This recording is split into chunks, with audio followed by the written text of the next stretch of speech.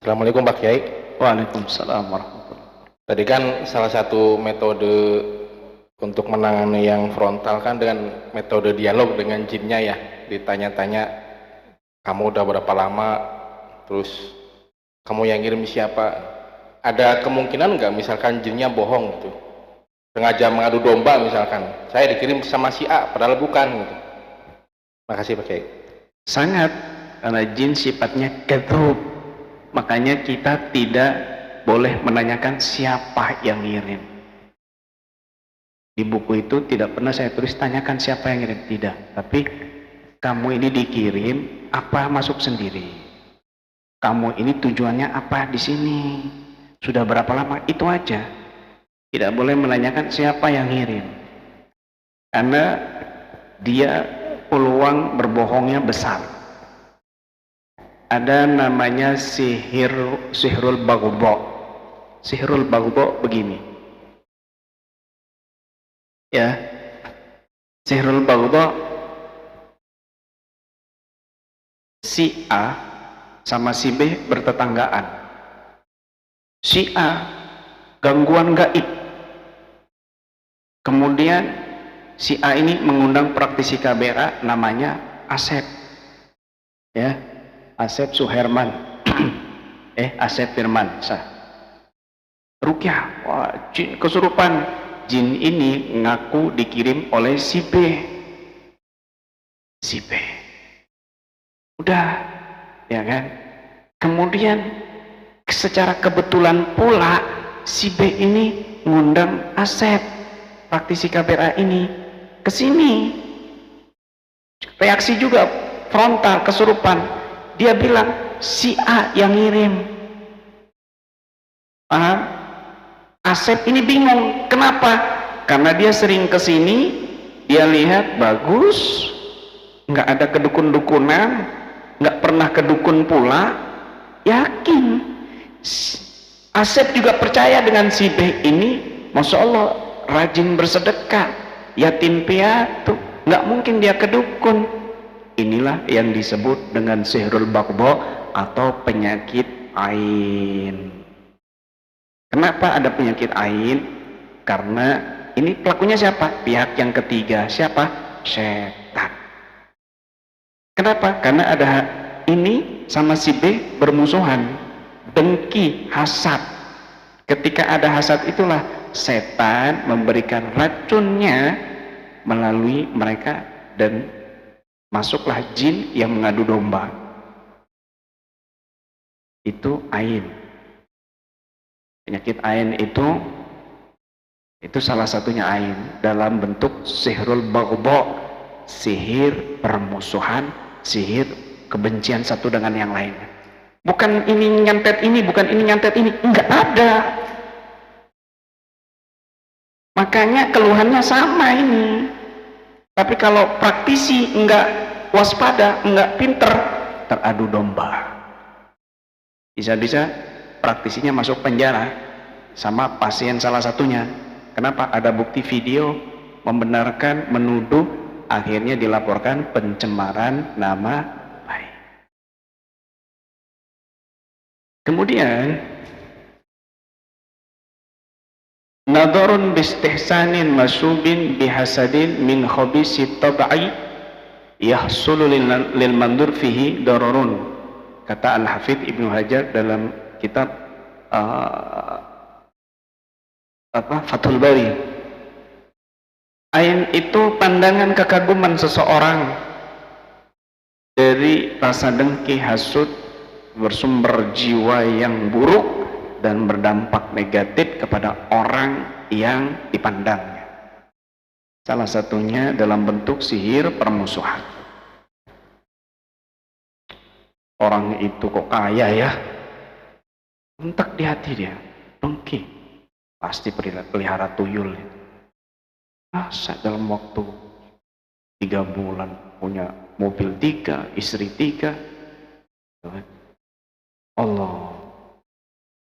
Maka di sini setan memunculkan akhirnya orang yang kaya itu kerampokan, banjir, longsor, miskin. Ain. saya sama orang itu, benci saya, mudah-mudahan celaka beneran. Ini ain. Ciri-cirinya orang yang ada ainnya, bukan si korban ya, orang yang ada ainnya, kalau dia baca Quran, ya, itu matanya perih, ada apa namanya, air mata, ya, ada air mata. Misalnya dia baca Quran, dia ngelihat ayat-ayat Quran, dia baca, ya, dia baca ayat-ayat Quran, matanya perih, nggak kuat. Kadang baru baca berapa baris,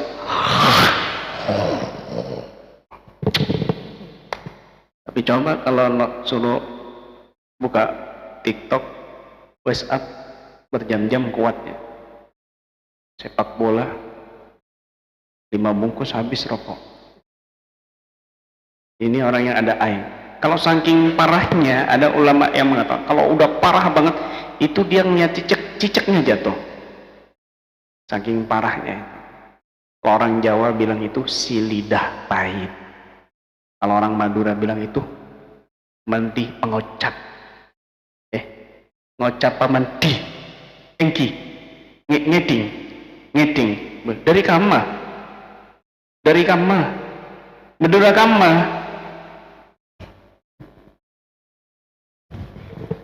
Begitu.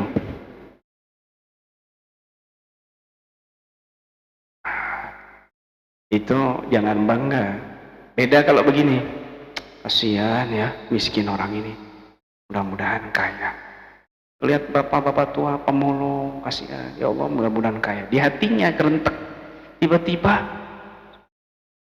si pemulung ini dapat botol icitan undian 300 juta, ditukar dapat uang 300 juta.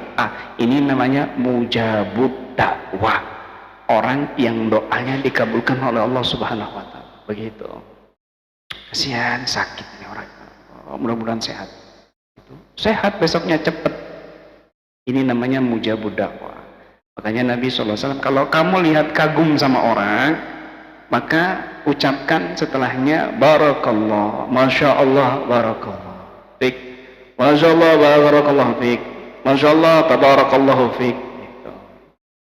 Insya Allah nggak kena ain.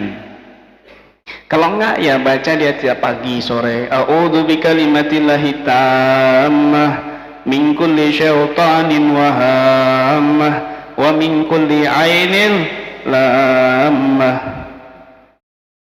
Bayi paling rentan itu, banyak bayi kejang-kejang mati karena penyakit ain. Di Indonesia ada tradisi tilik bayi, jenguk bayi yang baru lahir, ya kan? Kan yang datang macam-macam, ada yang bawa teh kunti, ada yang bawa Kang Wowo, kan begitu.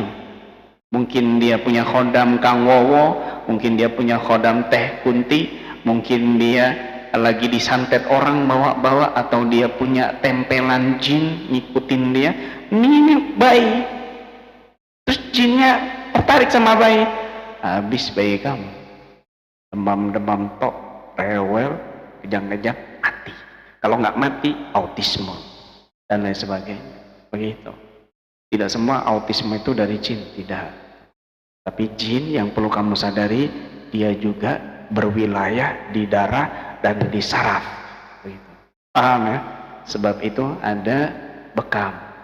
Darahnya, jinnya nyumbat darah, stroke, jerawatan nggak sembuh-sembuh, lumpuh. Makanya ada bekam nyedot darah, jinnya keluar. Sering orang bekam baru ditusuk kesurupan. Gitu. Makanya bekam harus bersinergi dengan ruqyah. Baik, ada lagi pertanyaan? Silakan. Yang lagi ada yang mau bertanya? Assalamualaikum Pak Kiai. Waalaikumsalam warahmatullahi wabarakatuh. Tadi kan salah satu metode untuk menangani yang frontal kan dengan metode dialog dengan jinnya ya, ditanya-tanya kamu udah berapa lama, terus kamu yang ngirim siapa, ada kemungkinan nggak misalkan jinnya bohong gitu, sengaja mengadu domba misalkan, saya dikirim sama si A padahal bukan gitu. Makasih Pak Kiai. Sangat, karena jin sifatnya kadzub, makanya kita tidak boleh menanyakan siapa yang ngirim. Di buku itu tidak pernah saya tulis tanyakan siapa yang ngirim, tidak, tapi kamu ini dikirim apa masuk sendiri, kamu ini tujuannya apa di sini, sudah berapa lama, itu aja.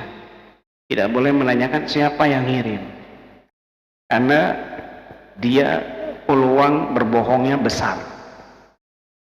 Ada namanya sihrul baghda. Sihrul baghda begini ya, sihrul baghda, si A sama si B bertetanggaan. Si A gangguan gaib,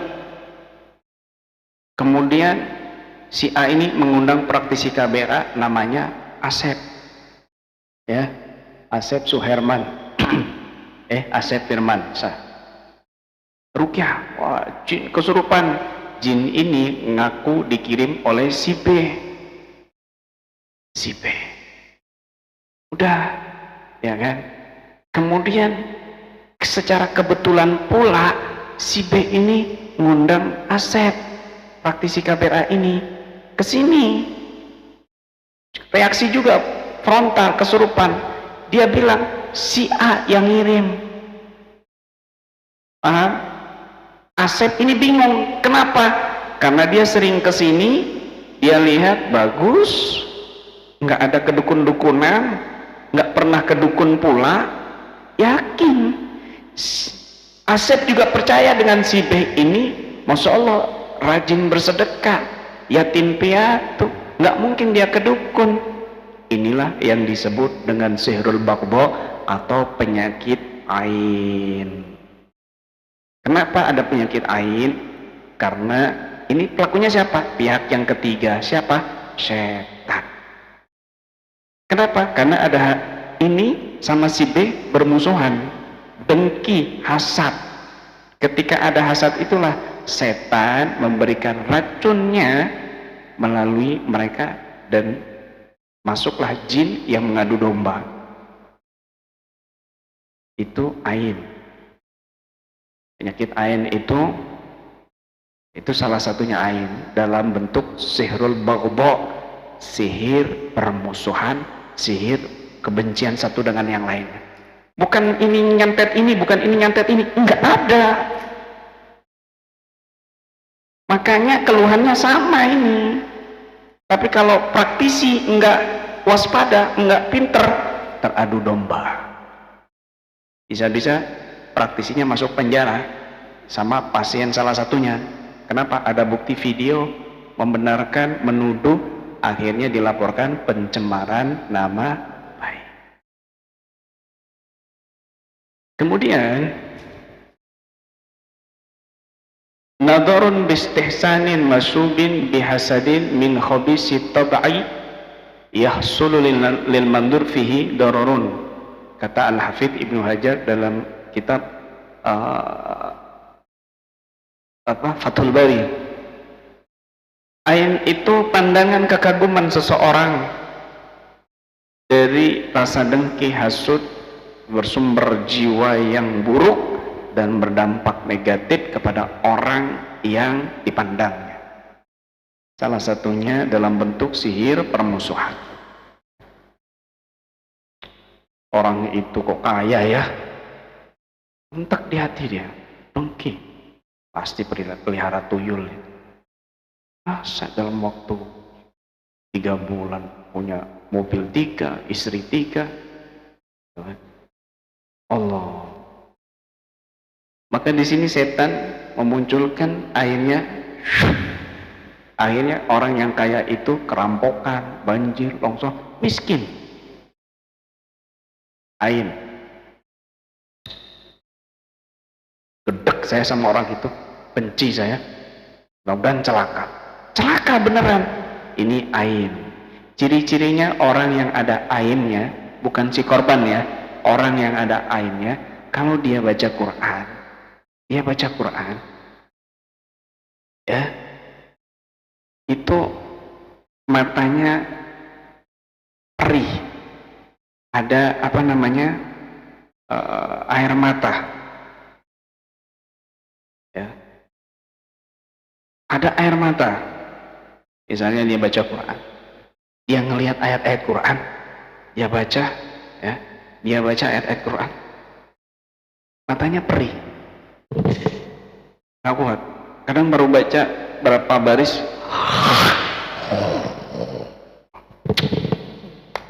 tapi coba kalau suruh buka TikTok, WhatsApp, berjam-jam kuatnya. Sepak bola 5 bungkus habis rokok. Ini orang yang ada air. Kalau saking parahnya, ada ulama yang mengatakan kalau udah parah banget itu dia ngeliat cicaknya jatuh, saking parahnya. Kalau orang Jawa bilang itu si lidah pahit, kalau orang Madura bilang itu menti pengocap, ngocap apa menti engki ngeding ngeding dari kama Madura kama. Begitu.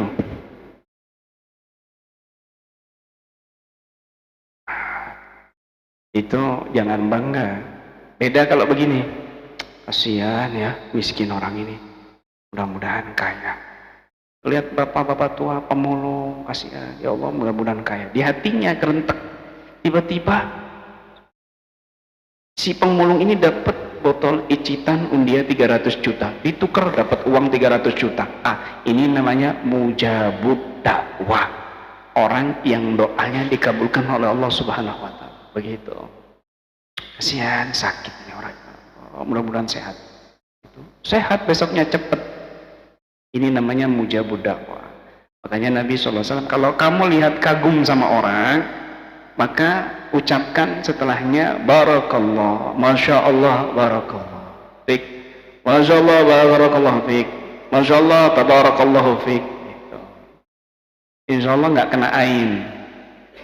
Kalau enggak ya baca dia tiap pagi sore, a'udzu bikalimatillahi tammah min kulli syaitanin wa hammah wa min kulli ainin lammah. Bayi paling rentan itu, banyak bayi kejang-kejang mati karena penyakit ain. Di Indonesia ada tradisi tilik bayi, jenguk bayi yang baru lahir, ya kan? Kan yang datang macam-macam, ada yang bawa teh kunti, ada yang bawa Kang Wowo, kan begitu. Mungkin dia punya khodam Kang Wowo, mungkin dia punya khodam teh kunti, mungkin dia lagi disantet orang bawa-bawa, atau dia punya tempelan jin ngikutin dia. Ini bayi, terus jinnya tertarik sama bayi, habis bayi kamu demam-demam tok, rewel, kejang-kejang, mati. Kalau nggak mati, autisme dan lain sebagainya. Begitu. Tidak semua autisme itu dari jin, tidak. Tapi jin yang perlu kamu sadari, dia juga berwilayah di darah dan di saraf. Begitu. Paham ya? Sebab itu ada bekam. Darahnya, jinnya nyumbat darah, stroke, jerawatan nggak sembuh-sembuh, lumpuh. Makanya ada bekam nyedot darah, jinnya keluar. Sering orang bekam baru ditusuk kesurupan. Itu makanya bekam harus bersinergi dengan ruqyah. Baik, ada lagi pertanyaan? Silakan. Yang lagi ada yang mau bertanya?